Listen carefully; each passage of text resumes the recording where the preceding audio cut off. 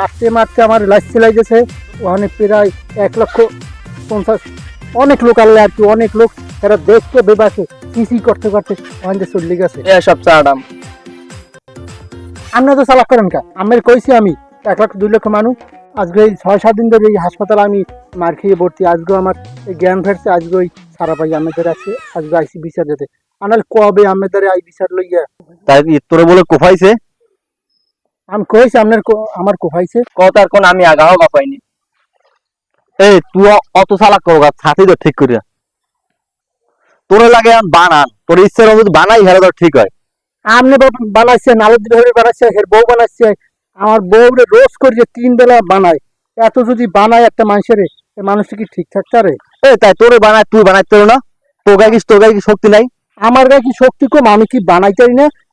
আমি দেখছেন আমার গায়ে শক্তি কি? আমি প্রত্যেক রোজ একটা ঠান্ডার আন্ডা আমি ওই রোজ করিয়ে বিনা করিয়ে খাই। মানে যা হয়েছে দেখ, মানে বিয়েলে যাকে তুই দন্তার বই দেখ, মানে আমার একটা পরিষদ যেতে, পরিষদ আবার একটু কাম আছে, ওই যাই পিরাজ বিয়ে লাইয়া তোর কি হয়েছে বই দেখ, মানে ওই নাইস আর ওই সবাই লইটে নাই সে কি হয়েছে দেখ, মানে ঠিক আছে। আর তুই ছাত্রী ঠিক মতো ধরতে পারো না বেটা। আর এই তুই একখান গেল অত কথা কাউকা হাই কে কেডা কোন তুই সময় আবার এই ছাত্রী ভালো ধরিস।